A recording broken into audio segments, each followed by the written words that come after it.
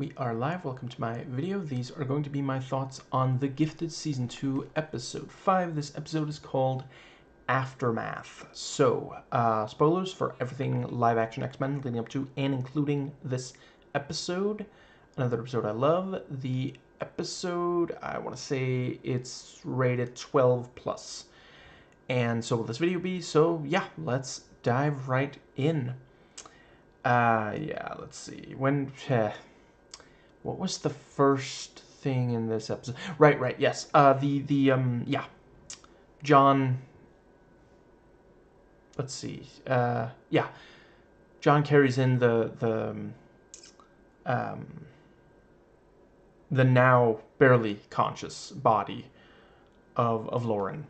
And, you know, I was very relieved that she was not hurt worse. What was it Kate said? It seems like just a light concussion or something like that, which I think is the primary fire of the concussion blast rifle in the Dark Forces games.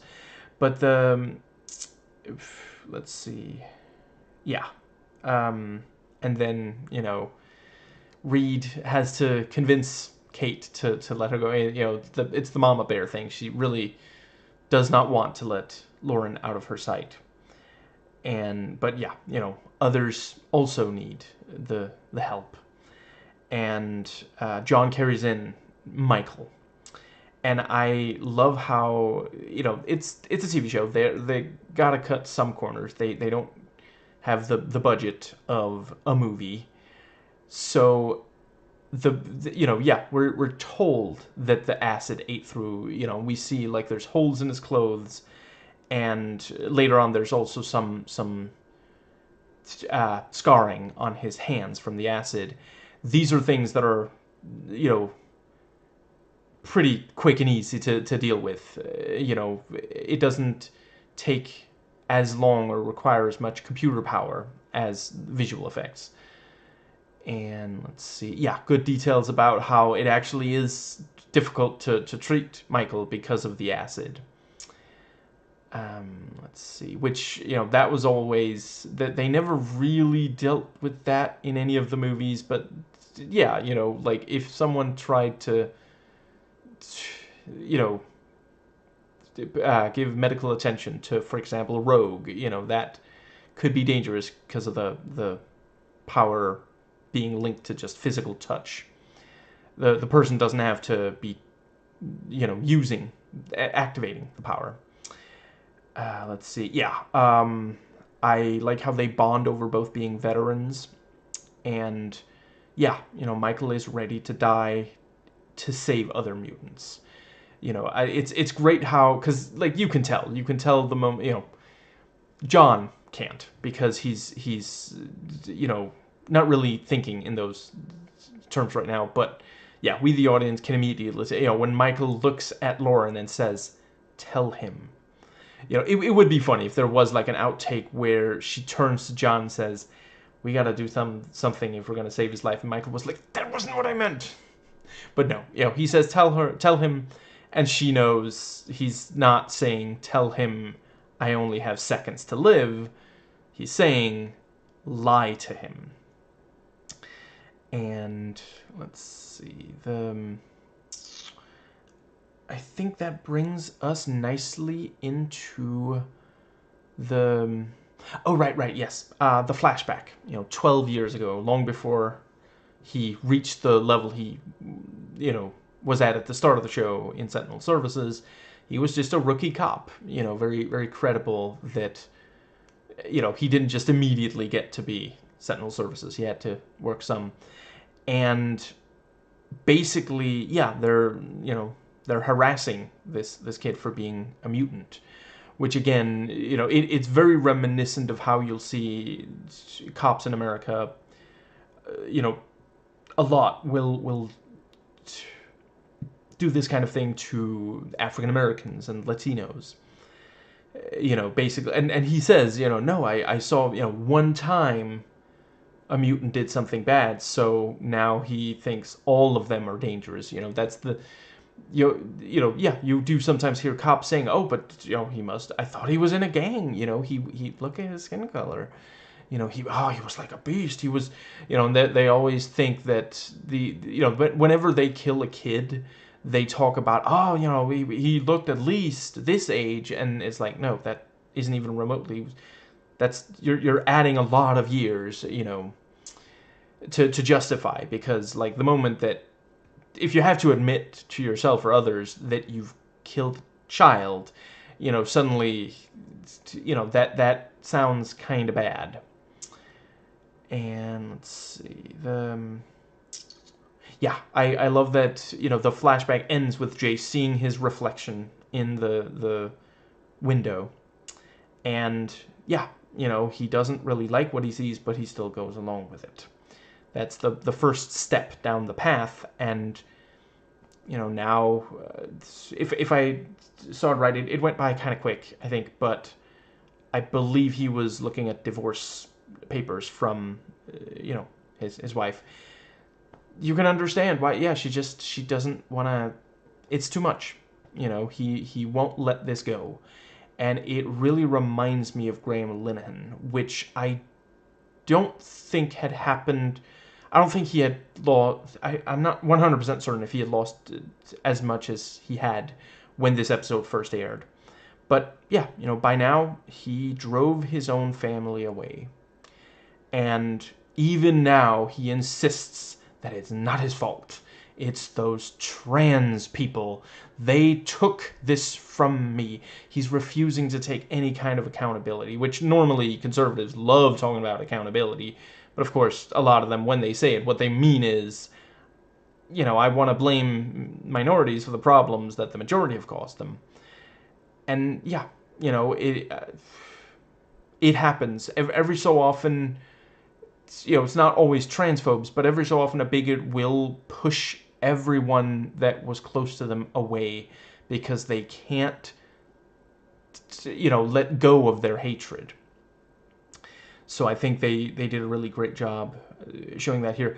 And, Graham Linehan is still saying these incredibly hateful things now. And yeah, Jace, now he's with the Purifiers. He still hasn't. I wouldn't rule out it might happen later in the season, but at this point, he's not ready to admit that this is just causing pain, including for himself and his loved ones. It's not solving anything.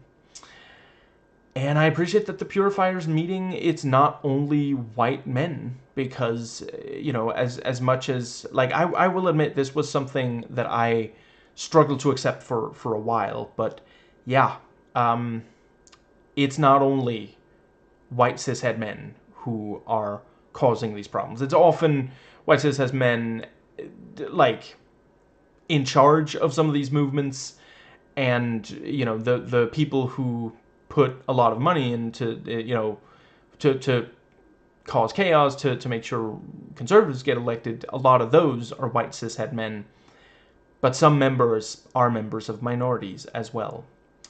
And yeah, it's very much, the Purifiers meaning very much giving, like, Boogaloo Boys and Proud Boys, and yeah, the kinds of gangs, yes, gangs that you see clash with Antifa, which I guess makes them fa.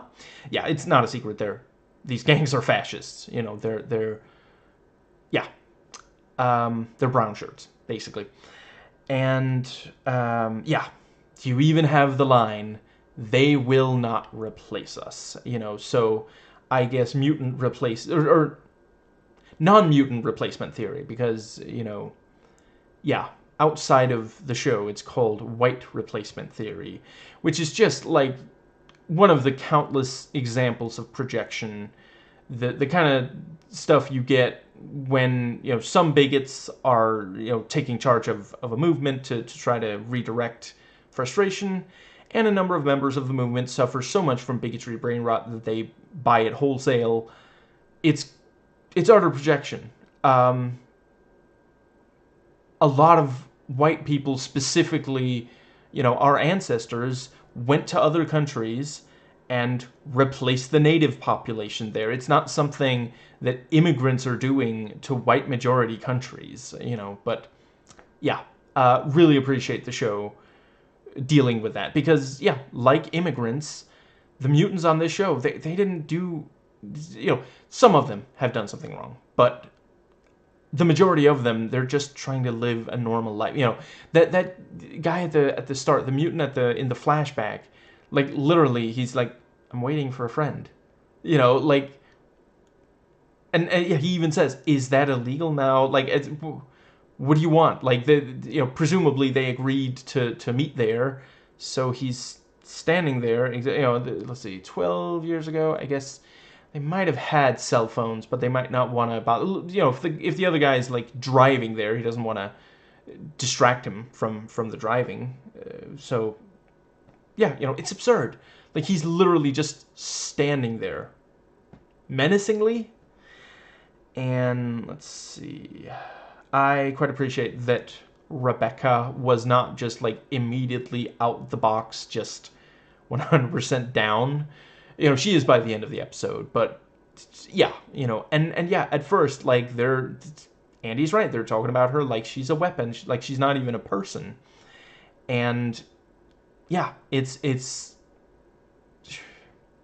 she's not being treated that differently by the inner circle members than she was at the institution. You know, Linwood, like, there she was also strapped down, but yeah, she's an object to both. It's just that at Linwood they thought of her not as something they could use, you know, but there's not a huge difference. You know, anyone who's been objectified will tell you this. You know, yeah. Not a huge difference between being objectified as someone who's inherently dangerous no matter what you do, or being objectified as someone who's just a tool. And yeah, the flashback was very intense. I really appreciate how intense the show gets with the persecution and such. You know, they say strap her down, break her arm if you have to, and you know they jab her with the needle. Just really, really horrific. No wonder that she's so guarded. You know, and yeah, you know, there's the scene where they're trying to get her to use her powers, which is like, the entire scene is basically 30% characters giving each other meaningful looks, but hey, it works.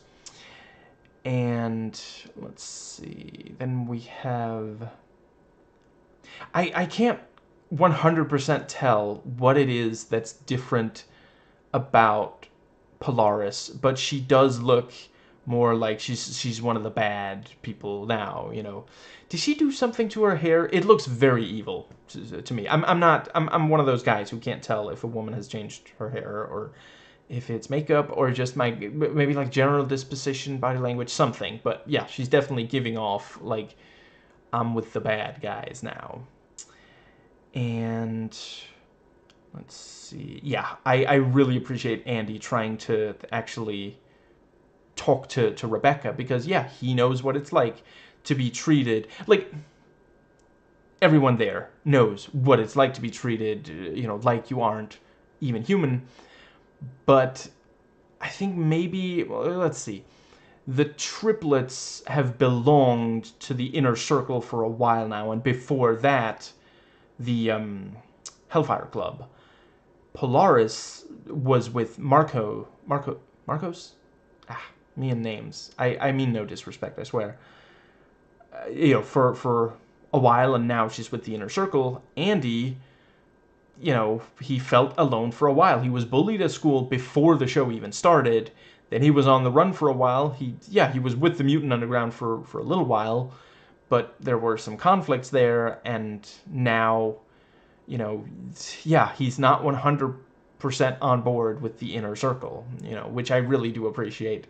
There's just a little bit, you know, yeah, he's hearing the news broadcast, and he's thinking back to attacking Lauren, you know.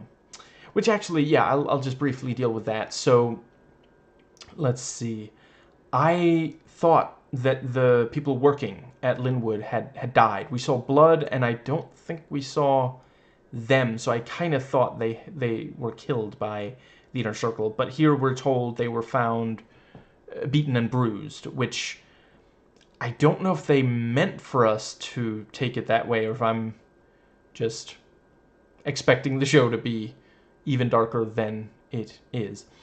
But yeah, we get the thing about, the protests are growing larger and larger, which I feel like, based on when the show was made, probably BLM. Today it could also refer to, pro-Palestine protests.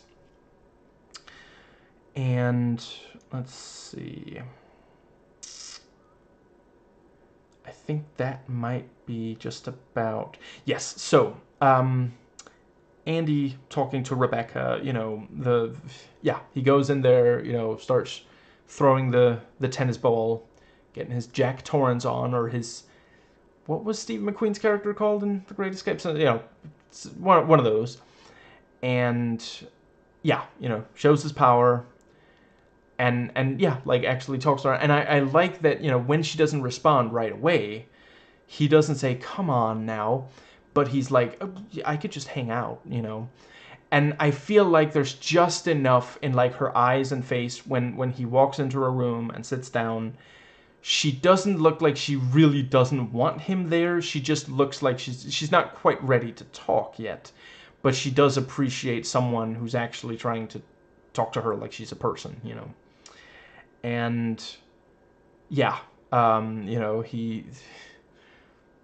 she starts to come out of her shell, and he gives her the tour. He brings up video games. I swear I'm not going to go off. I probably went to that well at least one too many times in my video on the other episode, so I'm not going to go off on a whole thing about that. I'm not. But, she walks up and she looks out the window. And it's one of those things, like, we take that for granted, those of us who have access to windows. But, yeah, if you don't have that, she looks out and he's like, oh, right, I guess that place didn't have windows. Yeah, they were exclusively Mac.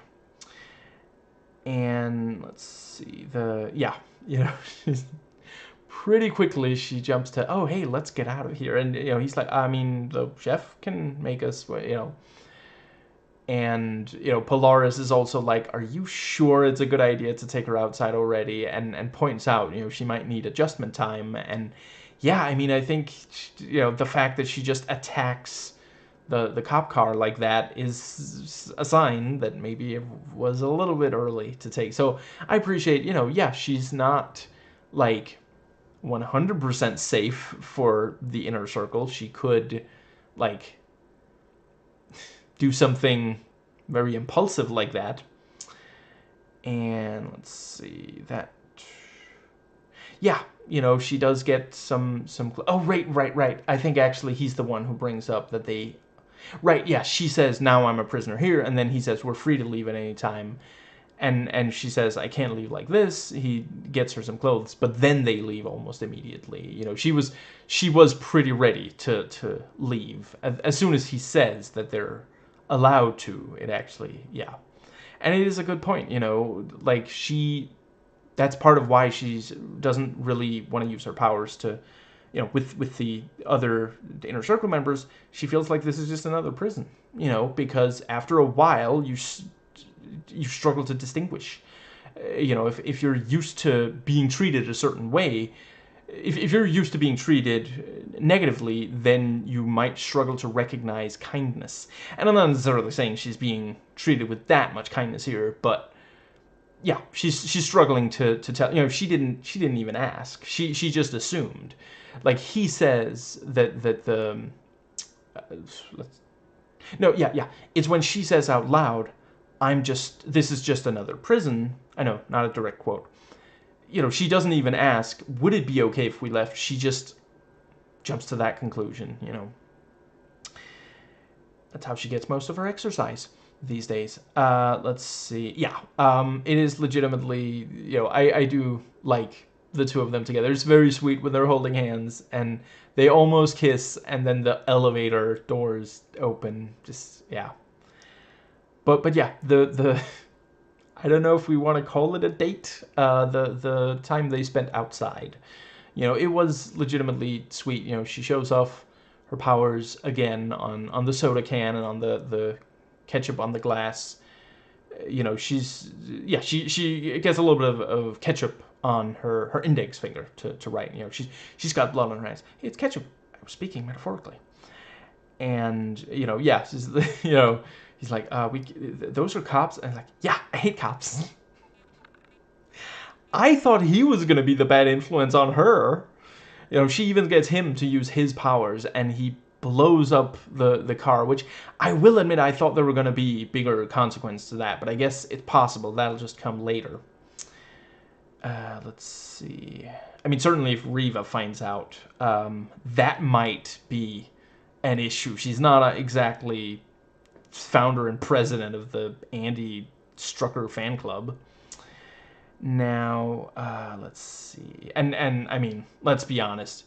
She probably needs Rebecca more than she needs Andy. So if one of them is going to take the fall for that, Paige is probably going to point to the... Yeah. I like how they keep managing to put him in evil clothing. When he goes into her room, he's got the black shirt. When he's showing her around, he's got the black pants.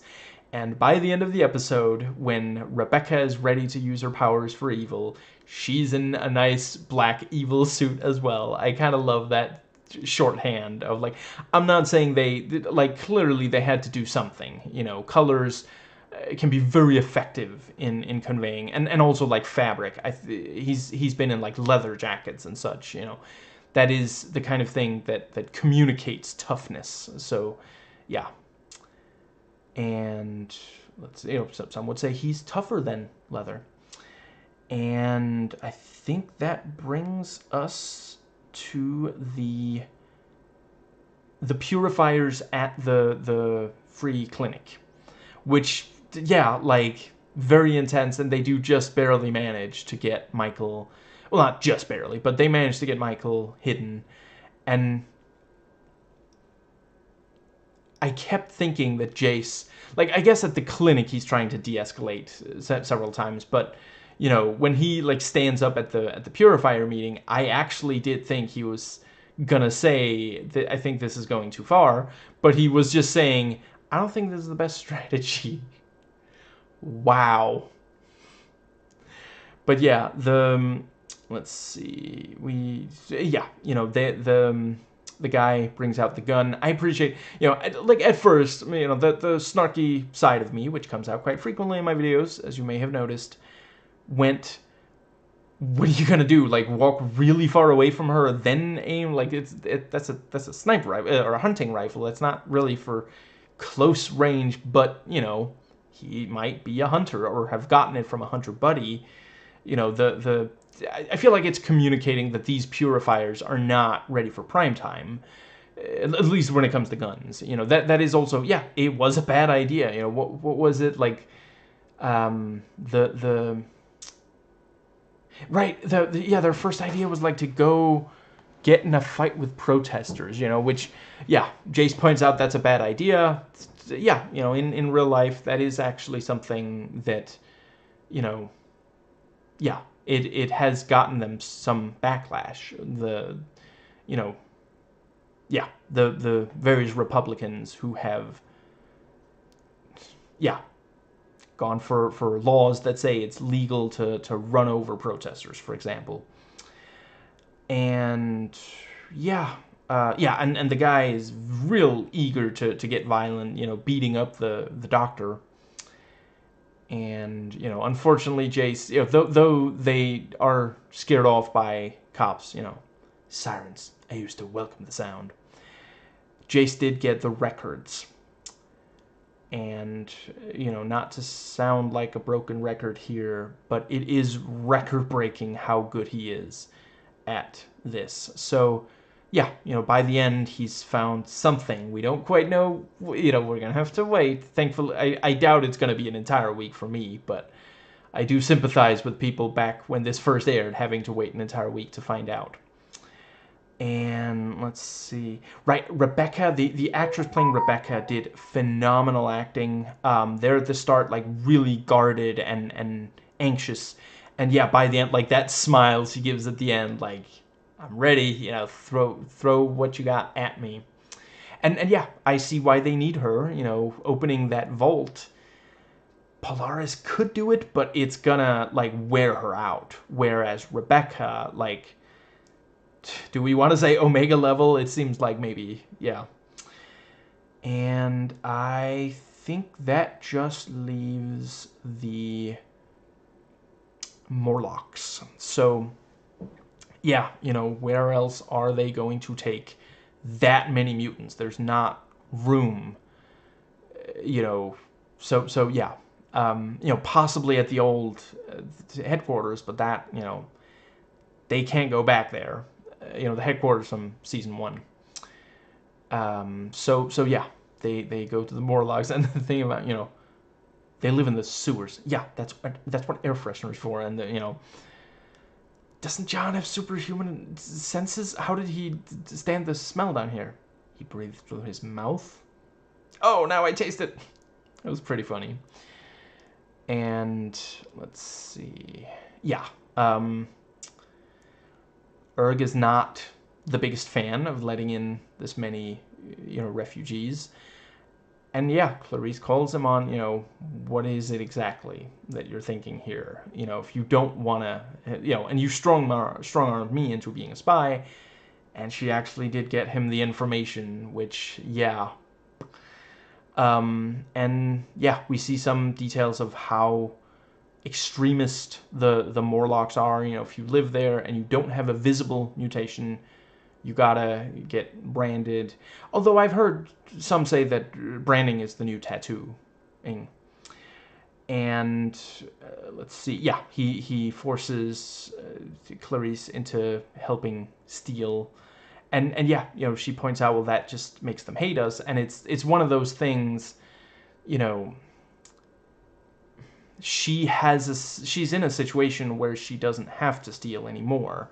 That doesn't mean that no one is in that situation, you know. So I really appreciate that, because like I feel like Erg at this point is almost like an anti-hero. I wouldn't call him a villain, certainly, you know. And yeah, he points out some people do have to steal, and I do really think we gotta do something about these laws that say, like, you realize you can be severely punished for stealing, even if it's like food or baby formula. You can be severely punished if you live, you know, if you are homeless, and, you know, if you're homeless, period. But if you're homeless and you like find a building that's not occupied, and you know, you stay there so that you have a little bit of protection, even if you're not like breaking something or, you know, yeah, posing a threat to anyone. But like if you're doing white collar crime, you know, there's a lot of people who get away with that. You know, if you kill people through negligence, through removing regulations, you might not be punished. Like, how twisted and backwards is that? That's so backwards. You'd think Rebecca, you know, inverted the justice system there with her power.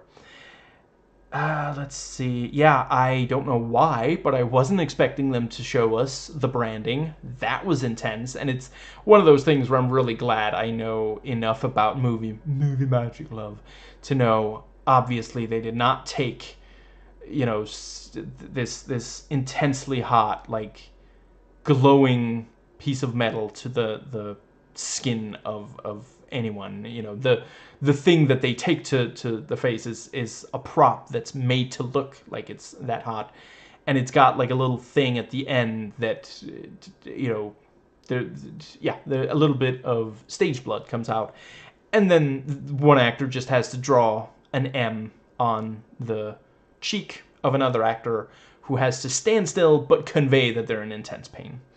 I really appreciate the optimism.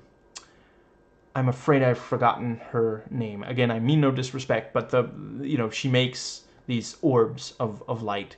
She manages to hold on to optimism. She is somewhat the Nightcrawler from X2, not necessarily as much from the later some of the later ones, but yeah, and yeah, it is, there is some truth to it. It's difficult, but it is true. You can forgive them or you can be angry for the rest of your life. I do really appreciate, in a show that gets so dark and gritty, to have this little bit of light, if you will. And yeah, this thing about, she started dancing, she made the orbs, people panicked, and then she was charged with inciting a riot. Completely absurd. And again, one of these things where the law is weaponized to target minorities. We see this way too much in real life in countries like America. Land of the free, unless you don't, conform enough. Even if you can't help but not conform enough. And one jury member said, but the balls of light are clearly not dangerous, so we're not. I don't think she should be punished. So they just thought of something else, and that again is, that's happened. If they can't get you one way, they'll get you some other way, if they're determined enough, if they hate you enough. And yeah, she was put away. They said, oh, she's manic. And the doctor said I might never be cured. And I don't know if it's me reading too much into it, but I feel like almost unspoken there was, of course they can't cure me if I'm not actually manic. You can't cure something that isn't there. And right, I also appreciated the Fox News commentator there. I technically not identified as Fox News, but it really felt like a Fox News, like a Tucker Carlson or something. Oh, right, he's no longer on Fox News. Guy just can't seem to hold down a job. Maybe he has the wrong attitude. I don't know. I just feel like, how many times do you need to be fired from, front-facing media jobs before you accept maybe you're just too toxic to be in that kind of position? I guess he's sort of self-employed now. Anyway. Yeah. Let's see. When he isn't testicle tanning. Yes. So but yeah, and the the guy, the show's Tucker Carlson says, oh, I'm sure they were in that hospital for a reason, and of course we know. And I think he probably at least could find that information if he really wanted to. Maybe he's lying, maybe he's intellectually incurious, it's unclear. But we know, no, some of them were not there because they were dangerous. They were there because someone powerful wanted them controlled. Some bigot in government or something. And let's see, what does that... Right, yeah, and he said, oh, one of these guys secretes acid from his skin. Do you really want him out there? And it's like, not by... he's not doing that by choice. That's, And again, I feel, God, this show is so good with these allegories. He might as well be talking about someone with AIDS during the AIDS crisis, like before it became really common knowledge that you can't be, there was a while where they thought, oh, it's like, maybe it's airborne or something, that's, yeah, we know better now, but, yeah, like, okay, so he transmits, acid comes out of his skin, so don't touch him. Like, there's no indication that he's like going around forcefully touching people. So yeah, again, he's being blamed over something he can't control. Like being HIV positive. So yeah, and yeah, there was a while where they were just, the government just let them die. And there were, there's audio recordings of, like, I want to say it's like a spokesman for the press, I guess press secretary or something. Yeah, I forget what it's called.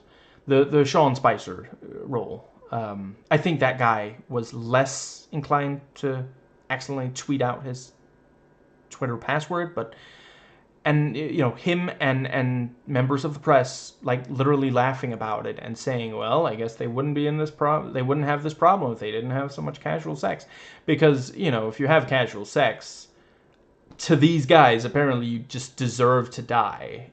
Again, that's how twisted this, like, imagine thinking you're the good guy whilst letting people die who did nothing other than have casual sex, just, yeah. I think that just about covers. I feel like there's maybe one more thing. Maybe not. Right, we got a little bit of backstory on Urg, and yeah, he was beaten before anyone knew he was a mutant by racists. And that, of course, further, that's part of why he hates them so much. He was beaten so badly that he lost an eye, and part of it was that his power manifested just then, but even so, So yeah, it's no wonder that he became a leader of this, and yeah, when he tells her, yeah, see, I don't know exactly what she would like to go by, so I guess, yeah, you know who I'm talking about right now. We'll see in upcoming episodes what she chooses to go by. That's another thing. I wouldn't rule out she might leave the mutant underground. And that thing about, John says, oh, does John say that? But yeah, he says Clarice is not a mutant name, it's a non-mutant name. I know that's not the term he used, but I'm uncomfortable using that term. Yes, I am aware mutants are fictional. These kinds of mutants anyway. Mutation does technically occur. It just, I'm not the biggest fan of it. Yeah, that scene really gave me vibes of, what's your name, John? What's your real name, John? And yeah, she refuses to her power, refers to her power as blinking. So he says, blink, that's a good name. Yeah, that was quite good. I thought they, yeah. And yeah, in both cases, it's definitely based on the... That reminds me, I did not look up... Yeah, there is some IMDb trivia. Let's see. Yeah, this one straight up does say Blink gets her mutant name. Let's see. Someone spelled out what tension pneumothorax is, what they said Michael had in the... Let's see. Okay, this is kind of funny. This episode has a mutant whose skin is covered with a strong acid, which burns anyone and anything which touches him. This virus has a strong moral code, as it does not affect the clothes which modestly cover his genitals. Yeah, it's kind of ridiculous. You get to see these, like, there's some... The show is willing to show abuse and violence and all this stuff, but I don't know, like, a penis? That's... Oh, you can't show that on TV. What is... No. Americans are such prudes. Like, I'm not saying, like, show, like, hardcore porn on a TV-14 show, but, like, a penis that is not currently in use. Come on, man. It's, like, quite a few people have them. It's not gonna completely warp their mind. Anyway, yes, the bit with him saying she should go by Blink is, of course, like the John Pyro thing. Yeah, it's okay. I'm pretty sure Malcolm X. The thing about the slave name. So yeah, right. And I think I might know what mutant from the comics Urg is now, but I don't think they've said it outright, so I guess I will hold my tongue for now. So, yeah. Gonna try to do an episode as soon as at all possible, because I am really, really stoked to see what happens next. Yeah, hope to catch you then.